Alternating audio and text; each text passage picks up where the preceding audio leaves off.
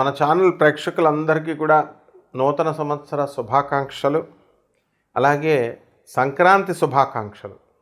నేను మీ professor doctor Mullapudi సత్యనారాయణమూర్తిని. మరి ఈ 2026 సంవత్సరంలో వచ్చేటటువంటి భోగి, సంక్రాంతి, కనుమ ఇవన్నీ కూడా ఈ పండగల నుంచి మీ జాతకాలన్నీ కూడా ఎలా ఉంటాయి, మరి ఈ ఈ ఈ పండగల్లో మీరు ఏం చేస్తే మీకు ఇతర రెమెడీస్ అవసరం లేకుండా మీకు జాతకాలు మంచిగా అవుతాయి అనేటటువంటి దాని మీద మనం చూద్దాం. ముందుగా మనకి భోగి పండగ ఏం చేస్తామంటే అండి, మన ఇంట్లో ఉన్నటువంటి చెత్త అంతా తీసుకెళ్ళి కాలుస్తాం. అందువలన ఈ గేట్ల దగ్గర చెక్కలు ఉంటాయి కదండి, చెక్క గేట్ల వాళ్ళు అంతా హడిలిపోయేవారు. తీసేసి అక్కడ ఆ కాలనీ కుర్రోళ్ళంతా తీసుకెళ్ళి ఏం చేస్తారంటే దాన్ని కాల్చేస్తారు. దీంట్లో ఏంటంటే మన యొక్క దరిద్రం పోతుంది. ఇంట్లో ఉన్నటువంటి పాత సామాను, ఈ యొక్క పాత చెక్కలు ఇవన్నీ కాల్చేయడం ద్వారా. మరి అలాగే ఈ పండగ పెద్దల పండగ అంటాం. దీని ద్వారా ఏమిటంటే పెద్ద పండగ అని ఎందుకన్నామంటే పెద్దల పండుగ అంటే పితృతర్పణాలు, శ్రాద్ధ కర్మలు ఇవన్నీ కూడా మనము ఇవి చేస్తామన్నమాట ఈ పండగలో. కాబట్టి ఈ లాంగెస్ట్ డ్యూరేషన్ అనే కాకుండా 4 రోజులు ముక్కనుమ ఇవన్నీ అని కాకుండా ఈ చనిపోయినటువంటి వాళ్ళందరికీ కూడా శ్రాద్ధ కర్మలు ఇవన్నీ జరపకపోవడం వల్ల ఏమవుతుందంటే మనకి పితృశాపాల కింద పరిణమిస్తాయి.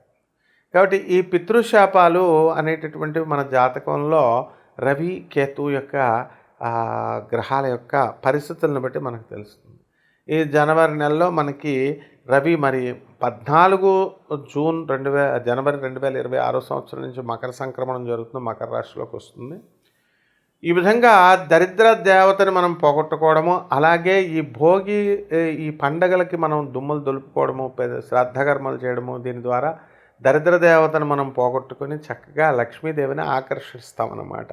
లక్ష్మీదేవిని ఆకర్షించాలంటే ఇల్లులు ఒకటే కాదు, శుభ్రంగా ఉండడం, మన ప్రవర్తన, మన ఆలోచనలు, అలాగే మనం చేసేటటువంటి ధర్మమైనటువంటి పనుల వల్లే లక్ష్మీదేవి ఆకర్షితురాలవుతుంది. అందుకని కేవలం దులిపేసి ఎవరికి పేదవాళ్ళకి రూపాయి కూడా మనం దానం చేయకుండా, మనము అనాథలకు కానీ, సాధువులకి, వికలాంగులకి, వీళ్ళకి పేదలకి మనం చేయకుండా ఉన్నామనుకోండి, లక్ష్మీదేవి రాదు. ఇక సంక్రాంతి అంటే కొత్త సంవత్సరాన్ని మీకు తీసుకొచ్చేటటువంటిది, కొత్త క్రాంతుల్ని మీకు తీసుకొచ్చేటటువంటిది. ఈ రోజున మనం ఏం చేస్తామంటే అండి, ఈ భోగి రోజున మనము ఏ విధంగా అయితే తలంటు స్నానం చేస్తాము, రేగుపళ్ళు మనం గుండె మీద వేసుకొని స్నానాలు చేస్తాం, నువ్వులు నెత్తి మీద వేసుకొని స్నానం చేస్తాం. సంక్రాంతి రోజున కూడా తలంటు స్నానం చేసినప్పుడు నల్ల నువ్వుల్ని లేదా తెల్ల నువ్వుల్ని నెత్తి మీద వేసుకొని మనము బేడ అంటే కర్ణాటకలో మరి అవన్నీ కూడా చేస్తారు. కొంచెం నువ్వుల నూనెని కూడా తలకి అంటించుకొని మనం ఆ తర్వాత తలంటు స్నానం చేస్తాము, శుభ్రమైనటువంటి వస్త్రాలు ధరిస్తాము. ఆ రోజు సంక్రాంతి లక్ష్మి అంటే ఇదంతా కూడా వ్యవసాయానికి సంబంధించినటువంటివండి. కాబట్టి మనకి ఎవరికైతే వ్యవసాయాలు ఉన్నాయో, పొలాలు ఉన్నాయో, మరి వాటికి అన్నిటికి కూడా మనము మన పూజ చేయడము పొలాలకి, ఆ తర్వాత ఇంటికి వచ్చినటువంటి హరిదాసులు వీళ్ళు ఉంటారు, వాళ్ళందరికీ కూడా మనం దాన ధర్మాలు చేయడం ఇలాంటివన్నీ కూడా చేస్తాం. అలాగే కనుమ రోజున పశువులను అలంకారం చేయడం, నాగల్ని ఇచ్చేయడము ఇవన్నీ కూడా మనం చేస్తాం. పశు సంపద, పాడి సంపద ఇవన్నీ కూడా జరుగుతాయి. ఈ రాశులను బట్టి 12 రాశుల వారికి ఒక్కొక్కరికి ఎలా ఉంటాయో మనం చూద్దాం. దీనికి మనం నాన్ కమర్షియల్ ఆస్పెక్ట్తో మోడ్రన్ ఆస్ట్రాలజీని అంటే నాసా లైవ్ రిపోర్ట్స్, దాంతో మనం గ్రహాల యొక్క స్పీడ్ ఎంత కూడా తిరుగుతుందో కూడా మనం చెప్పగలుగుతాం. దాన్ని ప్రాచీనమైనటువంటి ఋషి శాస్త్రాన్ని, జ్యోతిష శాస్త్రాన్ని అన్నింటిని మిళితం చేసి మనము నాన్ కమర్షియల్ వ్యాపార దృష్టితో కాకుండా నాన్ కమర్షియల్ దృష్టితో మనం జాతకాలు చెప్తాం. కాబట్టి ఎవరెవరికి కావాలో మీరు నాకు కాల్ చేయండి చక్కగా.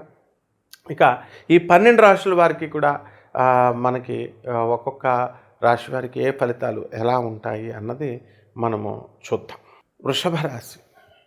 ఈ వృషభ రాశి వారికి అందరికీ కూడా మనకి ఈ యొక్క అర్ధాష్టమ కేతు గ్రహం ఉందండి. సంక్రాంతి తర్వాత కూడా అదే కంటిన్యూ అవుతుంది మనకి. అయితే మనకి ఈ యొక్క కేంద్రం అంటే భాగ్యములో ఉన్నటువంటి రవి, కుజ, బుధ, శుక్ర గ్రహాలు ధనుస్సులో ఉన్న మకరంలోకి రావడానికి, ధనుస్సు నుంచి మకరంలోకి రావడానికి దగ్గరగా ఈ సంక్రాంతి సమయం అంతా కూడా సరిపోతుంది. సంక్రాంతి దాటిన తర్వాత అందరూ కూడా మనకి రాశిలోకి రావడం జరుగుతుంది. దాని ద్వారా మీకు ఏం జరుగుతుందండి అని అంటే, మనకి కొత్త ఆలోచనలు అనేటటువంటివి స్టార్ట్ అవుతాయి. కొత్త బిజినెస్లు చేయడం అనేటటువంటివి మీరు చేయడం జరుగుతాయి. కాబట్టి ఈ రాశి వారికి అందరికీ కూడా మనము అనుకున్న పనులు అనుకున్నట్లు సాధించుకుంటూ ముందుకు వెళ్తారు. అండ్ కొన్ని అమెరికాలో ఉన్నటువంటి వాళ్ళు, ఇతర దేశాల్లో ఉన్నటువంటి వాళ్ళు ఇల్లు, స్థిరాస్తులు కొనుక్కోవడము, వ్యవసాయం ఇంట్లో చేయడము, అది దాని మీద దృష్టి పెడతారనమాట చాలామంది. అలాగే ఈ యొక్క ఇన్వెస్ట్మెంట్స్ ప్లాన్స్ కోసము కొత్త స్థలాలు కొనుక్కోవడము, లేకపోతే మల్టీ షేర్స్, స్టాక్ ఎక్స్చేంజ్, ఇలాంటి వాటికి అన్నిటికీ కూడా వెళ్ళడం అనేటటువంటివి జరుగుతుంది. షేర్స్, స్టాక్ ఎక్స్చేంజ్ ఇలాంటి వాటికి వెళ్ళడం జరుగుతుంది. ఈ షేర్స్, స్టాక్ ఎక్స్చేంజ్ను మనము చాలా జాగ్రత్తగా చూసుకొని చేసుకోవాలి. మనం అలాంటివన్నీ కూడా ఎంకరేజ్ చేయం. లేకపోతే విద్యార్థుల దగ్గరికి వచ్చేసరికి, విద్యార్థులు మీరు చదువుకుంటారా బాబు అంటే వీళ్ళు వెళ్ళి అమెరికాలోను, ఫారిన్ కంట్రీస్లో లివింగ్ ఇన్ రిలేషన్స్లో ఉండడము, ఇలా ఫ్రెండ్స్, ఇలాగా వీళ్ళంతా కూడా వీళ్ళు తమ యొక్క విద్యను పాడు చేసుకునే దిశగా వీళ్ళు సంపాదన మీద దృష్టి పెడుతూ ఇలా చేసుకోవడం అనేటటువంటివి జరుగుతాయి. అయితే ఈ సంక్రాంతి తర్వాత మనకి ఈ ఆలోచనలలో పరిణతి వస్తుంది. వీళ్ళకి చదువు మీద కూడా దృష్టి పెట్టడం అనేటటువంటివి జరుగుతాయి. ఇతర లావాదేవీలన్నీ కూడా తగ్గించుకోవడం జరుగుతాయి. రైతులు వ్యవసాయం బ్రహ్మాండంగా చేస్తారు. కమర్షియల్ క్రాప్స్ ఇవన్నీ కూడా పెంచడం అనేటటువంటివి జరుగుతాయి. అండ్ అగ్రికల్చరల్ ఆఫీసర్లు అవనండి, వెటనరీ డాక్టర్లు అవనివ్వండి, వీళ్ళ ద్వారా పౌల్ట్రీ ఇలాంటి సలహాలన్నీ కూడా మీరు తీసుకొని చక్కగా ముందుకు వెళ్ళడం అనేటటువంటిది జరుగుతుందన్నమాట. అయితే ఈ రాశి వారికి అందరికీ కూడా మనకి కొత్త ఈ వ్యాపారాలు, డిపార్ట్మెంటల్ స్టోర్స్, కిరాణా వ్యాపారాలు, టిఫిన్ సెంటర్లు, కాఫీ షాప్స్ ఇలాంటివన్నీ కూడా వీళ్ళు చేయడం అనేటటువంటిది జరుగుతాయి, కొత్త వ్యాపారాలు. కాబట్టి ఈ రాశి వారికి అందరికీ కూడా మనము కొంచెం వృషభ రాశి వారికి స్త్రీ పీడ అనేటటువంటిది ఉంటుంది. అంటే భార్య ఏనా కానవసరం లేదు, ఇతర స్త్రీలు ఎవరైనా సరే, తల్లి కావచ్చు, చెల్లి కావచ్చు, వీళ్ళంతా కూడా ఎదిరించడము, వాళ్ళు మనం చెప్పింది వినకుండా, వీళ్ళు చెప్పింది వినకుండా వాళ్ళు ఎదిరించడం, ఇలాంటి ద్వారా వీళ్ళకి వీళ్ళకి మనశ్శాంతి లేకపోవడము అనేటటువంటిది జరుగుతాయి. ఇక భార్యాభర్తల కొట్లాటల్లో కొంతమంది కోర్టులకు కూడా వెళ్ళినటువంటి వాళ్ళు ఉంటారు. ఇటువంటి వాళ్ళందరూ కూడా కొన్ని జాగ్రత్తలు తీసుకోవాల్సినటువంటి అవసరాలు ఉంటాయి. ఎప్పుడు కూడా ఈ యొక్క వృషభ రాశి వారికి అంతా కూడా బిజీగా వీళ్ళకి సమయము సరిపోతుందన్నమాట, ఏం చేయాలో కూడా తెలియనకుండా. ఆ రకంగా ఈ రాశి వారందరూ కూడా మనము అనుకున్న కొత్త వ్యాపారాలు, టిఫిన్ సెంటర్లు ఇవన్నీ కూడా Bajaj electronics, sales and services, ఇలాంటి ఎలక్ట్రికల్ అప్లయన్సెస్ ఇవన్నీ కూడా హోల్సేల్ వ్యాపారాలు చేయడము, ఇవన్నీ కూడా బ్రహ్మాండంగా కలిసి రావడం అనేటటువంటివి జరుగుతాయి. కాబట్టి ఇంకా చిన్న పరిహారాలు ఏం చేసుకోవడం ద్వారా మనము ఈ సంక్రాంతి దాటిన తర్వాత ఉంటాయో మనం చూద్దాం. ఈ పరిహారాలలో వీరంతా కూడా మర్రి చెట్టు ఓడలు తెచ్చుకొని వీళ్ళు పూజా మందిరంలో పెట్టుకొని, ఆ పూజా మందిరం ముందు కూర్చొని దుర్గాదేవి మరి మనకి అమ్మవారు యక్షిణి స్వరూపంలో, అంటే ఏదైనా సరే శక్తి అంశలే కాబట్టి దుర్గా యక్షిణి అంటే కాళరాత్రి అమ్మవారు, గూగుల్లో కొట్టు చూడండి, కాళరాత్రి అమ్మవారి యక్షిణి స్వరూపంలో ఉంటాయి.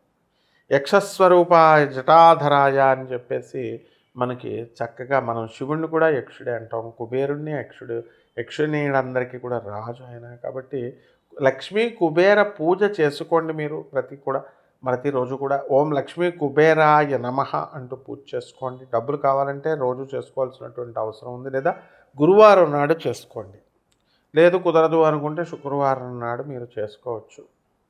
అదేవిధంగా ఈ యొక్క మర్రి చెట్టు నీడ క్రింద, అది లేదు కాబట్టి ఆ చిన్న చెట్టుని తెచ్చుకొని కుండీలో పెట్టుకోండి.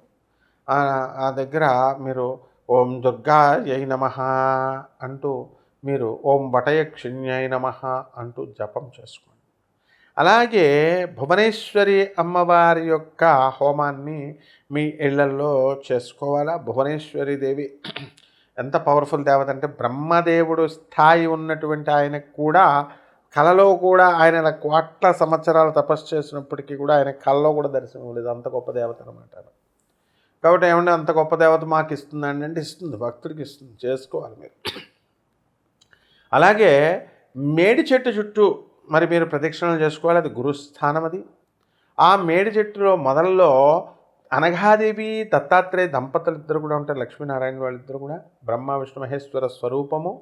అందువలన ఆ 64 యోగిని గణాలన్నీ కూడా ఆ చెట్టును ఆశ్రయించి ఉంటాయి. కాబట్టి ఆ చెట్టు దగ్గర మీరు చక్కగా ఏ మేడి చెట్టు దగ్గర అయినా సరే మీరు కూర్చొని గురు దత్తాత్రేయ చరిత్ర మీరు చదువుకోవడం, లేదా ఆ చెట్టుకు ప్రదక్షిణాలు చేయడం, ఆ చెట్టుకు పూజ చేయడం. ఆ చెట్టు ఎక్కడా లేదండి అంటే ఇంట్లో వేసుకోండి కుండీలో, తర్వాత పెద్ద అయిన తర్వాత బయట వెదురుగాని రోడ్లపైన. ఈ రకంగా మీరు చక్కగా రావి చెట్టుకు నీళ్లు పోసుకోవడం, తులసి చెట్టుకు పూజ చేసుకోవడం ద్వారా ఆవు పృష్ఠభాగానికి మీరు పూజ చేసుకోవడము, ఆవుకి చక్కగా రెస్పెక్ట్ ఇవ్వడము, మేత పెట్టడము, ఇలాంటి వాటి ద్వారా మీకు బ్రహ్మాండమైనటువంటి ఫలితాలు ఈ రాశి వారికి అందరికీ కూడా కలగడానికి అవకాశాలు ఉన్నాయి. అదేవిధంగా ఈ రాశి వారికి మరి ఈ మనం ఏం చేయాలండి అంటే శని జపం చేయండి, శని స్తోత్రాలు చదవండి, శనికి కిలోంపావు నల్ల నువ్వుల్ని నల్లని వస్త్రాన్ని పేద బ్రాహ్మణులకి శనివారం నాడు ఉదయం 8 గంటలకి దానం చేసుకోండి. దశమహావిద్యల్లో ఒకటైనటువంటి మహాకాళి అమ్మవారి యొక్క మంత్ర జపాన్ని అనుష్ఠానాన్ని మీరు చేసుకోవడము, అలాగే ఈ యొక్క గాణగాపురం వెళ్ళి దత్తాత్రేయ స్వామి వారి యొక్క పాదుకా దర్శనము, లేదా 53 అధ్యాయాలు ఉంటాయి గురుచరిత్ర అని. ఆ గురుచరిత్రని 53 అధ్యాయాలని కూడా మీరు బాగా చదవడము, రోజు గురుక్షేత్రంలో ఇంట్లో కూడా చదువుకోవచ్చు. దీని ద్వారా మీకు నిజంగా సీరియస్గా ఎవరికైతే ఈ ఇంట్రెస్ట్ ఉంటుందో అటువంటి వాళ్ళంతా కూడా ఈ యొక్క సాధనని, యక్షిణీ సాధనని, అలాగే అప్సరస సాధనలు చేయడం ద్వారా తొందరగా ఫలితాలు వస్తాయి. మరి ఇక దుర్గాదేవి, మహాకాళి అమ్మవారు వీళ్ళంతా చాలా పెద్ద దేవతలు, బాగా హయ్యర్ ఎనర్జీస్ త్రిమూర్తుల కంటే కూడా పెద్దగా. సో ప్రోటోకాల్ ఉంటుంది. అదే ఈ యక్షిణి, అప్సరస ఇలాంటివన్నీ కూడా చిన్న చిన్న దేవతలు కాబట్టి మీకు వారం రోజుల్లో, 40 రోజుల్లో మీ కోరుకున్న కోరికలన్నీ కూడా తీర్పడానికి అవకాశాలు ఉంటాయి. ఇక్కడ మీరు తెలుసుకోవాల్సింది ఏంటంటే భగవంతుడిని ఎప్పుడు కూడా చూడలేమండి. భగవంతుడిని కేవలము తెలుసుకోగలుగుతాం అంతే, అంతవరకే. So we should know the God, we can't see the God. So this is how we have to realize అన్నమాట. కాబట్టి ఈ రకంగా ఈ యొక్క మీనరాశి వారికి అందరూ కూడా బ్రహ్మాండమైనటువంటి అద్భుతాలు ఈ చిన్న చిన్న పరిహారాలు చేసుకోవడం ద్వారా మీకు బ్రహ్మాండంగా కలుగుతుంది. కాబట్టి చేసుకోండి ఇలాగా. శుభమస్తు.